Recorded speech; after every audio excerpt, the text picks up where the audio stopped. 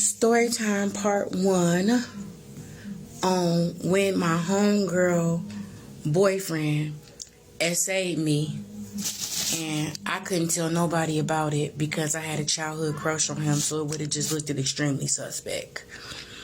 I'm gonna tell my stories a little different tonight, y'all. Like, they own my butt about everything that I do.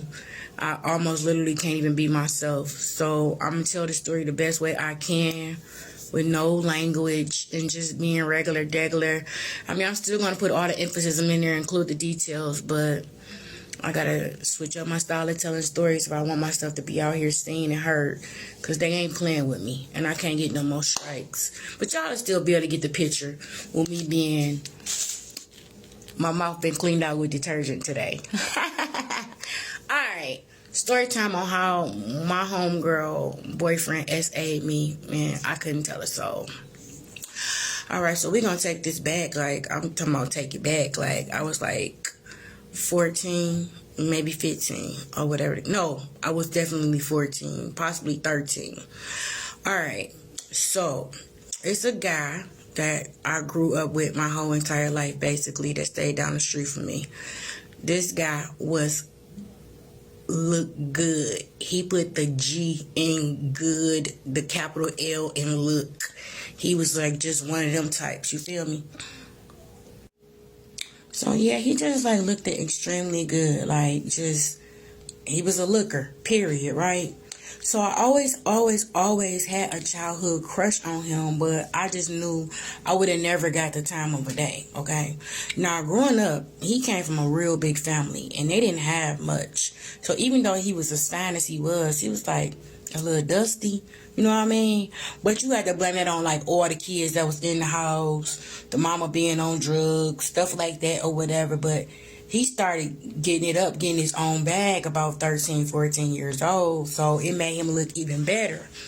Now, we got to get him a name. You already know we're going to get him a name. And I'm going to call him Apple, okay? Like apple and orange. We're going to relate to him as Apple, okay? So the story is, he started coming up or whatever. Like, he knew I had a crush on him and everything like that, but I was just like a peasant to him. Like, yeah, right. You know what I mean? Like, I ain't stand a chance with him at all. So as time progressed, I knew I didn't have a chance with him, but like every time he walked to the store or rode his little scooter or whatever down the store, I could be in the house. They say he coming down the street, I'm running out just to look at him. It was just like one of them type of parties or whatever. Okay, so boom. At this point, I'm in junior high, so I'm hot. I'm hot to trot. You feel me? All my friends was older, so I never really dealt with nobody that was like really in my age bracket. Like, I always deal with, older chicks or whatever, and they already telling me, you know what I'm saying, like, oh, girl, you still a V? Oh, my God, you don't know what you're missing. This is that, this and that. You need to whatever. So I was actually dating his friend. Like, I was with Apple friend for like the longest, and he had broke my virginity or whatever the case may be, and like I was like madly in love with him, like head over heels in love with him. Like, he broke my virginity at 13, and I was so in love with him to where he started realizing how, and we was the same age, we was in the same grade and everything, but he had knew how much I was in love with him and everything, and he started like using it against me, whatever the case may be, just kind of dogging me out or whatever. But I'm still hanging on by a thread, regardless of what he doing or how he treat me. Ain't nothing like that first, So it was like one of them type of ordeals or whatever. Okay, so Apple knew this. You know what I'm saying? At the time, Apple is like with my friend. Like, she in love with him. He allegedly in love with her. And it's just one of them type of dynamics or whatever. Imagine we all lived on the same block, except for the guy that broke my virginity or whatever. So, I used to look at Apple and my homegirl relationship, and I used to admire it. Like, dang, I wish I had him. I wish he was, all over me the way he be being all over her and stuff. Like, not on no hate and stuff. It's just I've been crushed in on him before she even got with him. And she knew it, but I just don't think she cared enough at the time. Whatever. Then she probably knew too, like, oh, girl, Apple is not thinking about you. Because, she yellow bone, red chick, and that just was the ones that was in back in the day. Imagine he was light skinned too, but like a real light brown, but just, oh God, looks so good. However, I was real extremely cool with Apple's sister. Like at the time, she the one used to be keeping my wigs and stuff laced up, going to school or whatever. She kept my hair sweet, tight. All I had to do was pay her $5. I'm hooked up for the week, the next week or whatever. She just loved it doing my hair and just loved it. My company, man, I'm like 13. She's like 18, 19 at the time. But she just, I don't know. She seen something in me, and I hang with her and rock with her even when she ain't doing my hair. Then I used to be extra little time that I'd be able to get to go see Apple and stuff like that, or just even be in his presence. Even if it was him for him to blaze me or dog me out, I still just be his turtle, just being around him or whatever the case may be. But really, not so much that he knew, or I ain't gonna say he didn't know. He did know, but I wouldn't be like promiscuous or like extra. You know, he would just probably find me staring at him and whatever all the time or whatever the case might be. Even with me being with his homeboy, it was always him. Always. I used to just dream and fantasize about this guy or whatever. So I don't know. It's probably about a year or two going past. No, not a year. Yeah, about a year or so going past with his sister like really rocking with me. I told you it was a lot of them. So it was like 13, 14 of them in one house.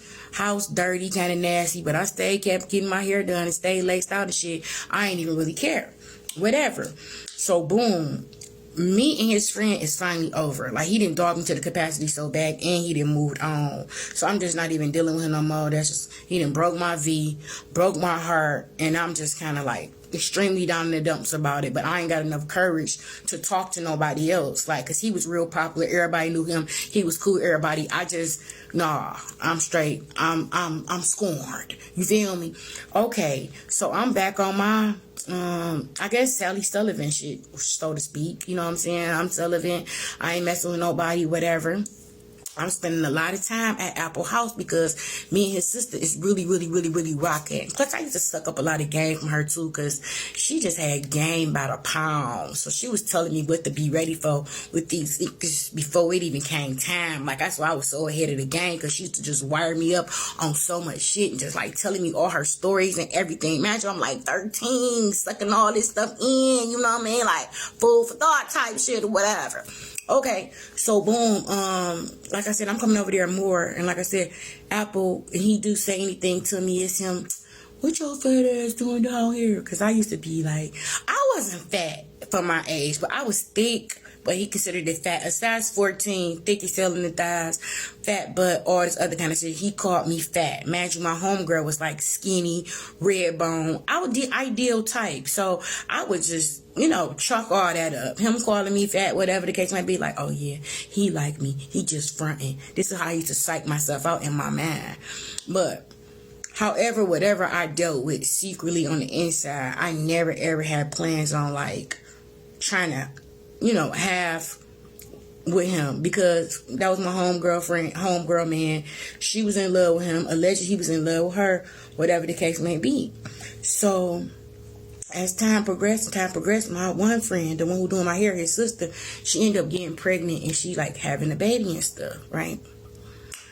So one day I'm just walking home from school, just doing my regular routine, just walking home from school. And I imagine he stayed 2 blocks down from me.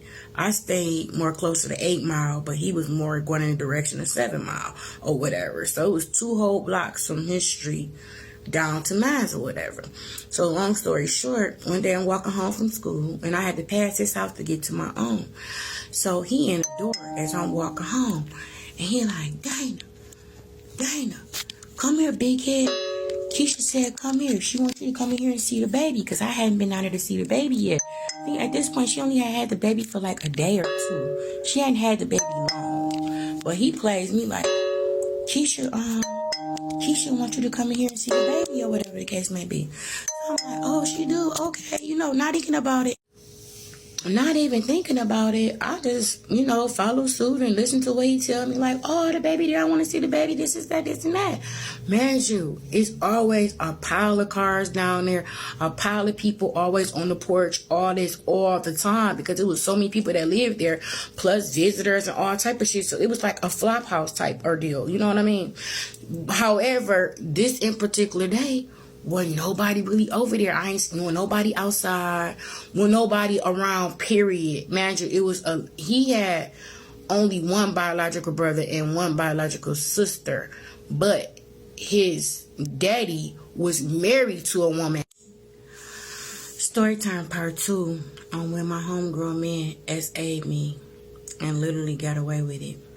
Alright, this is something that I needed to do because I'm telling my stories different, but I gotta let y'all know about his character first and what type of dude him and his stepbrothers was.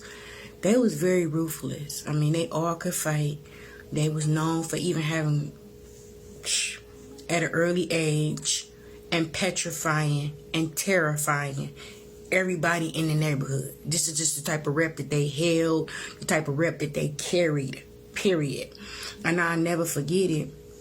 One day, we was coming home from school. We used to walk home from school in bunches, but you had different crowds that rode with different crowds. But even if it was 2 crowds or 3 crowds, you would see what's going on in front of you or even what's going on in back of you because we was just some rowdy little teenagers. And I'll never forget it. Apple, you know the overpass, like bridge, when you be riding on the freeway, but then you got like the exits, like for instance, and the exit to have like the overpass bridge for pedestrians, and when they walk in, it's just like a fence or a rail or whatever the case may be. And this is back in this when people's stuff was getting checked in. They'd be like, check in this, and you gotta check in your shoes, your Shirley, whatever you got on. When somebody hit you with checking in, you know they robbing you, and you already know what time it is. You better give it up, get down or lay down type deal. And I never forget, somebody had checked in Apple stuff. I don't know exactly what it was. Was it a coat, shoes, or whatever? 10 out of 10, it was probably shoes, because he stayed A1 on the shoe game. However, he walking home from school with his little crew. Man, this was like a grown man that did this to him. So, him and his crew, man, we talking about an overpass / viaduct, took the guy that they caught slipping by himself, that made him check in whatever he took from him, and they was like, they didn't hang him off the bridge by his feet, but they had him hanging over the bridge by like whole mid body, like his whole head, torso, everything hanging off the bridge, basically threatening to drop him off on the freeway if I guess he didn't check in, whatever it is they wanted from him.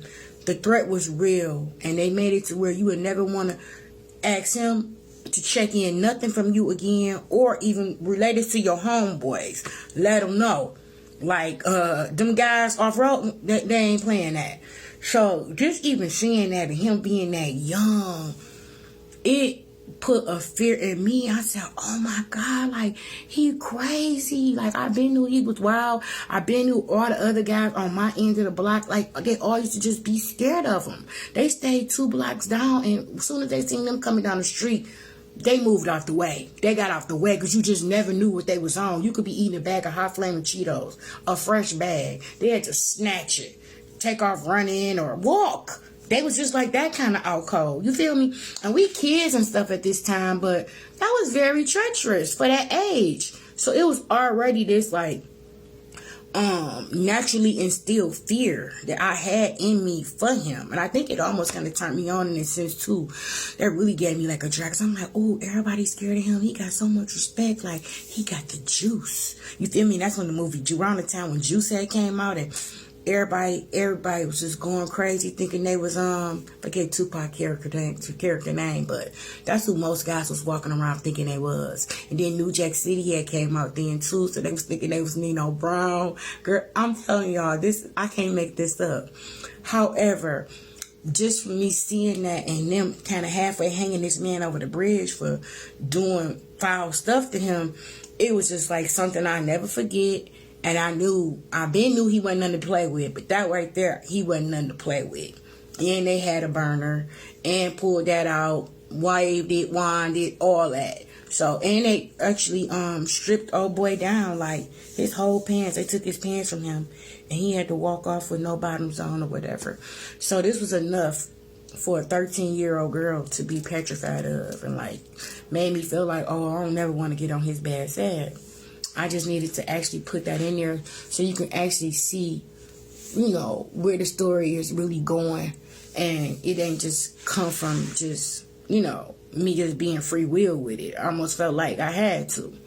All right, so however, let's get back on the part on where when he was like, Peaches said, come in. She wants you to see the baby. She wants you to see the baby.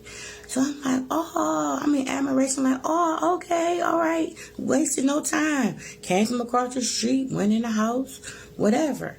As soon as I get in the house, he just slammed and locked the door. Man, they had a 2x4 on their door. So he dead bolted it, the lock, all this, put the 2x4 on like, oh, I got your ass now. I got you now. I got you. So I'm still not knowing what's going on.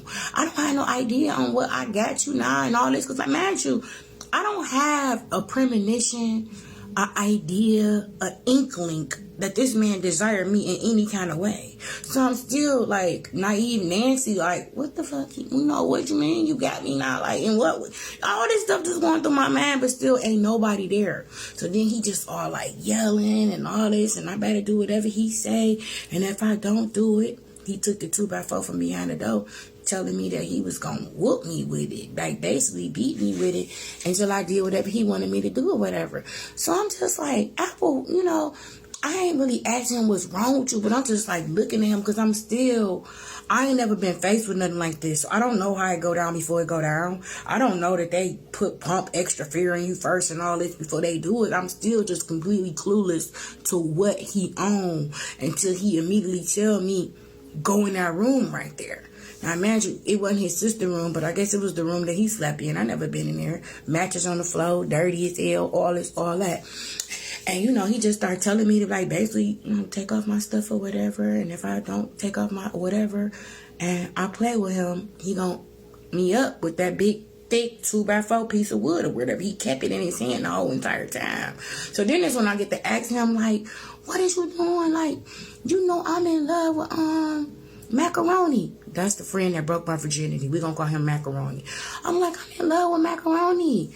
Then my homegirl, we're going to call her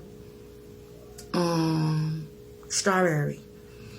My homegirl, I'm like, and you with Strawberry? Like, she'll kill me. I never be able to live it down. He like, F that. I don't give a F about none of that. Take that now.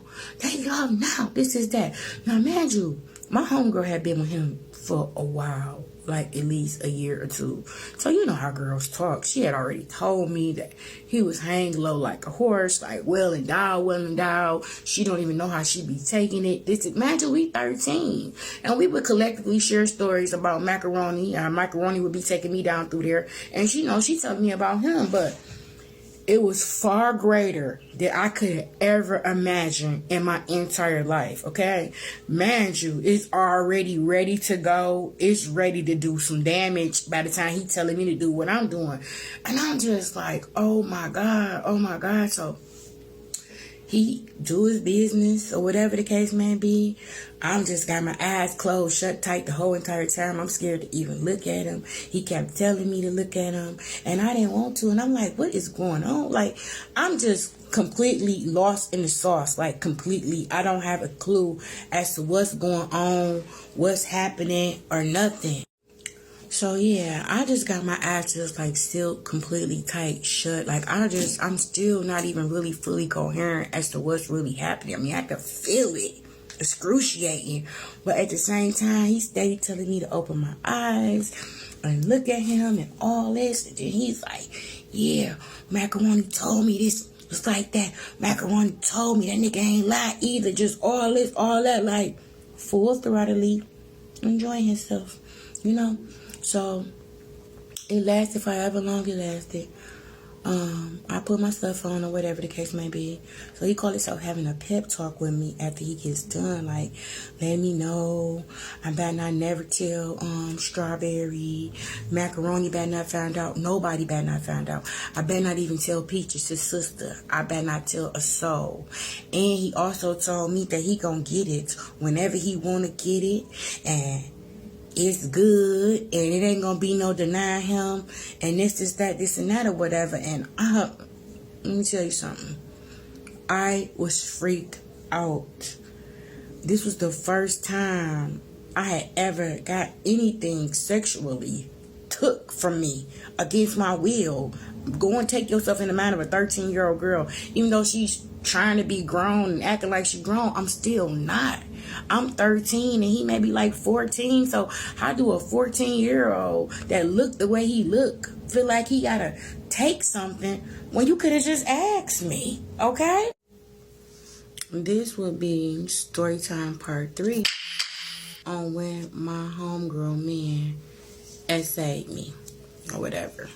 So recapping on 2, he do his business. He have a pep talk with me in the end. Let me know I better not say this, I better not say that, and he gonna get it whenever he feel like it. And he told me it was his. I better not give it away to nobody else's. At 14 and I'm 13. This is the type of demand that he put on me. So I ended up going home or whatever that day, and like I got a lot of female cousins, girl cousins that was older than me or whatever, and I did try to tell them, but they all thought it was hocus pocus, like, oh, you been wanting apple, you just scared because you think you might be pregnant, that's why you talking about he did this, he did that. Like, they just did not believe me because everybody knew how much I crushed in on him. Even my grandfather, everybody knew I liked him, but I would have never ever wanted it to go down like that. I would have never ever wanted that to happen like that. I would have never ever even seen him doing that to me. Like I told you, I thought there was like no physical attraction at all. I'm thinking I'm just, being Delulu in my own mind when I be like, oh yeah, he like me. Cause you know how back in the day when they used to be like, oh, if a nigga, if a boy constantly harassing you or trying to blaze you or roast you or whatever, secretly they like you. So I used to be dealing with that a lot, but he never gave me no indication that we was on that type of time at all. And as long as he didn't, I wasn't, because I told you, my homegirl was with him. I had diehard loyalty then, and I got diehard loyalty to this day. It's just who I am, how I was built. You feel me? So moving forward after that, when I seen my own female cousins wasn't going to believe me, I'm like, I don't stand a chance telling it to nobody else that's going to believe me because they think I actually was full throttle agreement with it. I'm just scared I'm pregnant now, so I'm coming up with the story talking about he essayed, so in the event I am pregnant, I won't get in trouble being at 13 type stuff. It was just a joke. They took it for a total joke. And I was actually hurt by this. I mean, I wouldn't say traumatized, but I was like so completely devastated that I had to, keep it in to myself. And, look my homegirl in the face every day and even see him in school and everything else. So what I tried to do was just like avoid him. Like instead of even coming home from that way from school, walking past his house or whatever the case may be, I would go the other way, all on my way the other way, just so I wouldn't even have to pass his house or whatever. I ain't go get my hair done for like 2 weeks, maybe 3, but it was time for me to get back cute. So I had to go back down there and fuck with his sister. So at this point, I had time to kind of process it a little bit. And, I don't know, with time, the wound started healing, whatever the case may be, but I'm still ain't over what he did. I still can't forget what he did. So I'll go over there regular day, get my hair done by his sister or whatever. I told you this was my dog. She was like an OG. So I felt like even if I told her, my secret was going to be safe and I wasn't going to have no worries. Indeed it was. She didn't go back and tell her brother nothing that we talked about. But when I told her what he did and how he did it, she was just like, girl, you been wanting that nigga anyway. I mean, it probably didn't go down the way you wanted it to, but you got it now. And I'm going to tell you something. My brother, he love hard. And once he this, this, and that, you belong to him. And I'm like, how can you sit up here and be saying this when you cool with Strawberry and you know he with Strawberry? Like, how you even feeding me this? Like, just completely blew. But maybe that was her way of getting her brother out of getting in trouble. But I wasn't even coming on her like I was trying to go to the police or nothing. I was too scared. However, this is the pep talk she gave me, basically indicating and letting me know in that moment, girl, it's okay. This is what they do. She just was basically like, it wasn't a shock or a surprise to her or nothing. And she had been through it several times with her own baby daddy and all this. The wrong person to be getting any type of advisory from at that age. But whatever. I took it for what it was worth, and that's just what it was. So, with that being said, that was like pretty much that on that, you know what I'm saying? And then like he around, he acting normal, like ain't nothing ever happened. It got to the point like, me, him, Strawberry, not Macaroni because he was out the picture, but me, him, Strawberry sisters, and just all of us, we'll all be around each other at the same time or whatever. And he was like super lovey-dovey on her.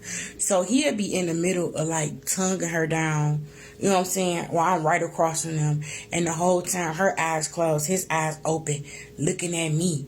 Or if he anywhere where he could just like bite his lip or anything to give me an indication that, you know, it's really me and not her. This is the type of stuff that he was doing. Imagine we like kids. So he was playing a lot of psych games with my mind.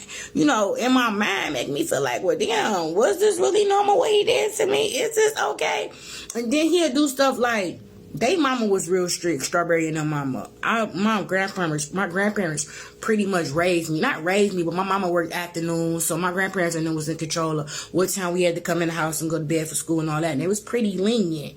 So we would be able to stay outside later than Strawberry and her sisters or whatever. So if I'm outside later, like the instant, you know, Strawberry and go in the house or whatever the case may be, and I'm around, he's starting to get to the point where he's trying to hug all on me and all this other kind of stuff, like giving me this extra attention. Just, I'm feeling like extremely crazy. Don't ask me why, don't ask me how. Like, remember, I'm 13, okay? So I'm thinking this is just like cute. Mandra, I told you all I wanted was him to be being all on. I wish that Macaroni used to be on me the way he used to be being on Strawberry, but I never got that type of affection from Macaroni. Like, he was just real big with public affection. He didn't care. He'd be hugging her down, kissing her down, all this. That's just like how he was. So yeah, he started doing this on me, and I'm just telling him, like, what is you doing? Like, you still my friend, man, regardless of what happened in between us. Like, you can't be doing this. And the more I say you can't be doing it, or the more you can't do that, he's like, shut the fuck up. You belong to me. I own you. That's mine. You better not give that to nobody. This is that, this and that, or whatever the case may be. So it was just like, I don't know. I just kind of like, I can't adapt it to the weird shit, or whatever the case may be. So boom, moving forward, it happened a couple of more times after that. These times it was like more voluntarily opposed to me being like scared, because I kind of already knew he was going to come. So it was just like when he demanded it or whatever, if I'm down there or whatever, it was just like, you know, he just continued to just like do it. But it wasn't really like in rape format. It was just him just doing it. Whether I wanted to or not, I had to be like, okay, and act like I was on board. So boom, moving forward, we ended up moving off the block. My granny and them stayed on the block, but at this point, my mom and them got her own place. So we gone off that block. All the horrific ass good memories, whatever, is water down the bridge. I'm in a new neighborhood now. So I don't see him for like years. I think I was probably like 15 when I moved off the block. So I didn't see him again physically to maybe like 20, 21. Nah, not that far. Maybe like 19, 18, 19-ish, or whatever the case might be. Because I'm good and got my feet wet, but you know what I'm saying, sexual and all this other kind of stuff or whatever. So when I see him, of course he looking just as good as I remember him, but if not better. And like he didn't got his weight like all the way up, like all the way. So when I see him, he like super stoked, excited to see me, telling me how much he been looking for me and all this and all that. And you know, how him and Strawberry over with, because he couldn't get over me breaking his heart and moving and leaving and all this other kind of shit. You know, this filling me up a good game, if you ask me. I mean, he did have some form of a soft spot for me, but look how you initially got with me. You know what I mean? So, whatever, I'm eating it up. I guess I'm eating it up. I'm listening to him, whatever the case may be. So, we end up back like talking, you know what I'm saying? But this time around, this is full throttle consensual. You know, I know what you did. I'll never forget what you did. But at this point, we done did it like at least 9, 10 times. You know, that part of what you did initially is the furthest behind me that it ever want to be. All right, so I'm talking to him now. He's just as crazy as he was before, but now he even more crazier. Like he making more threats. You know, basically pushing on me. I'm his. We just started talking. You know, I'm young, so I'm thinking this is cute. I'm like, oh, I finally got him the way I want him. I ain't gotta have no guilt with my friend. Like all this I'm dealing with in my head and in my mind and stuff until it got too crazy. Okay, because he was to the point, like, we didn't have cell phones or nothing at that time, but it was house phones. And I had to be by my house phone like a watchdog to answer his call whenever he called me. If I was not around,